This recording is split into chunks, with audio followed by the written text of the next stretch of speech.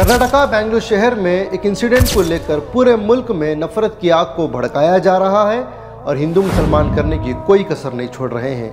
अजान और भजन के नाम पर हिंदू मुसलमान के अंदर नफरत भरने की एक झूठी साजिश चल रही है और नफरतों को फैलाने के लिए झूठे झूठे खबरें जो मन में आया लोग बके जा रहे हैं। मैं साद अहमद कर्नाटका बेंगलुरु से जो आपको यहाँ की हकीकत की रियलिटी आज बताने वाला हूँ इस रिपोर्ट में। मुकेश की एक मोबाइल की दुकान है।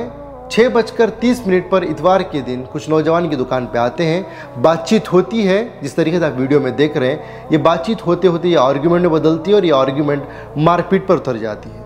मुकेश को 5-6 लोग मिलकर मारते हैं और मुकेश भी सेल्फ डिफेंस में उनको भी मारते हैं। मारपीट होने के बाद में मुकेश पुलिस थाने जाते हैं और जाकर जो उनके पास सीसीटीवी फुटेज है उसे भी सबमिट करते हैं और कंप्लेंट इस तरह से दर्ज कराते हैं कि मैं अपनी दुकान में बैठा था, मेरी दुकान में म्यूज़िक लाउड से बज रही थी, इनको प्रॉब्लम ही मेरे म्यूज़िक से, इन्होंने मुझसे आर्ग्यूमेंट की और ये आर्ग्यूमेंट से लड़ाई झगड़े पर उतर गए।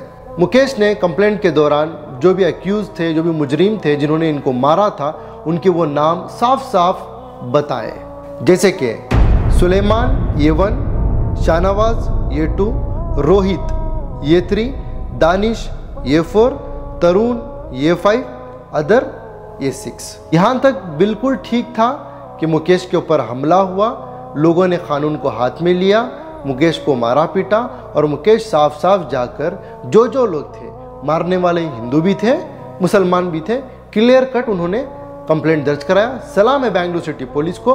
फौरन उसी मौके पर बेंगलुरु सिटी पुलिस ने कंप्लेंट ले ली। उसके बाद ये वीडियो वायरल हुई। भारतीय जनता पार्टी के बहुत बड़े नेता मौके पर पहुंचे जहां पर ये वारदात हुई। जैसे ही आए मीडिया भी पहुंच गई और मीडिया जैसे ही पहुंची, मुकेश ने जो बयान पुलिस थाने में दिया था वो बयान मीडिया के सामने नहीं दिया, बल्कि उस बयान को थोड़ा बदल दिया। जैसे कि मेरी दुकान पर हनुमान चालीसा चल रहा था, इन लोगों को हनुमान चालीसा से तकलीफ हुई, इसकी वजह से मुझे मारा पीटा। हाँ सर, हनुमान एल्बम बजाया था, हनुमान जी एल्बम बजाया था, हनुमान चालीसा चल रहा था अभी। अब सवाल ये पैदा होता है कि मुसलमानों को हनुमान चालीसा से तकलीफ हुई, अब तरुण को क्या तकलीफ थी, रोहित को क्या तकलीफ थी हनुमान चालीसा से। ये बात मैं सिर्फ नहीं कह रहा हूँ, बल्कि कर्नाटका के हेल्थ मिनिस्टर दिनेश गुंडूराव साहब ने भी ट्वीट करते हुए ये कहा कि मुल्क के अंदर नफरत फैलाने के लिए इस बात को बताया जा रहा है। बस ये गली मोहल्ले की एक लड़ाई थी और क़ानून है, जिन्होंने क़ानून हाथ में लिया उनके लिए भी क़ानून है कि पुलिस उनको अरेस्ट कर ली है, उनको हिरासत में ले लिए, जो भी कार्रवाई करना है वो करेंगे। लेकिन इस तरीके का नफ़रत फैलाना ये सरासर गलत है और भारतीय जनता पार्टी के जो बहुत बड़े नेता आकर इस तरीके का प्रोपेगेंडा बनाए हैं और अजान और भजन का नाम दिए, जबकि वहाँ पर भजन चल ही नहीं रही थी और ना ही अजान चल रही थी। ये दिनेश गुंडूराव कर्नाटका के हेल्थ मिनिस्टर का बयान है। इसके बाद और चौंका देने वाली खबर हमारे सामने आई।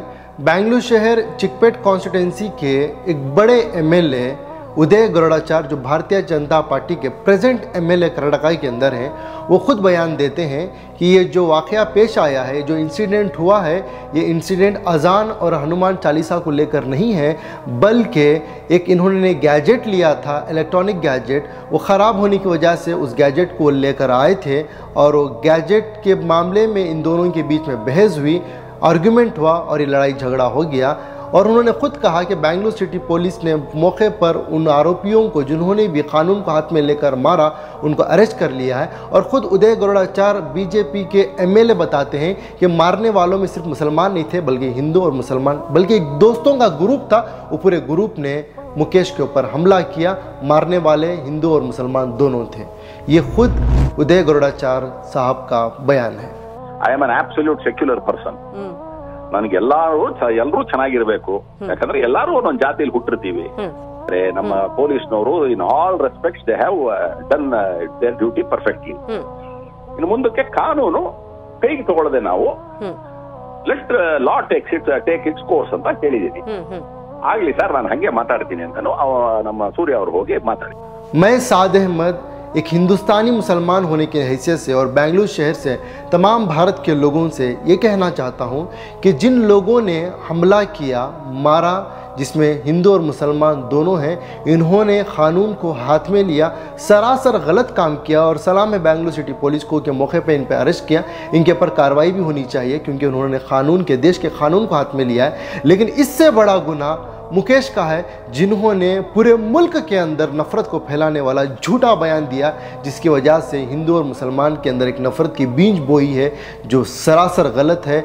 जितना ये 5-6 लोगों ने गलत किया, इससे कई गुना गलत मुकेश का वो एक झूठा बयान है जिसकी वजह से मुल्क के हालात, शांति बिगड़ भी सकती थी। लेकिन बेंगलुरु सिटी पुलिस ने ऐसा नहीं होने दिया, कानून को बरकरार रखा, सिचुएशंस को काबू में रखा, अमन शांति को कर्नाटक के इन्होंने सेफ रखा है।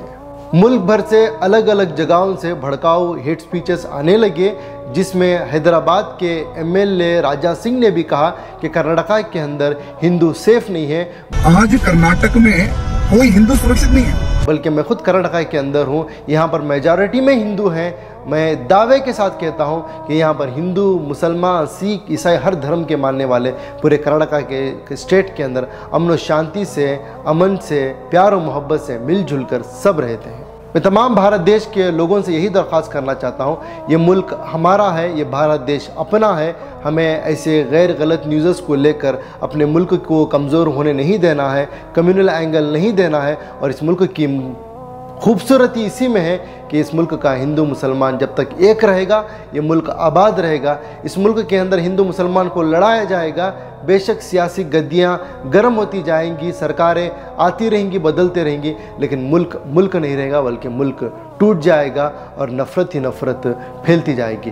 मैं दरख्वास्त करता हूँ तमाम भारतीयों से कि हम पहले भारतीय हैं, और भारतीय हिंदू हो या भारतीय मुसलमान हो, हमें एक दूसरे को प्यार और मोहब्बत से अपनाना है। भले वो मुसलमान हो या हिंदू हो, गलत करता है तो कानूनी उसके ऊपर कार्रवाई होनी चाहिए। भले वो हिंदू हो या मुसलमान हो, उसके ऊपर जुल्म हुआ है तो मुसलमान को भी उसके साथ खड़ना है, हिंदू को भी उसके साथ खड़ना है।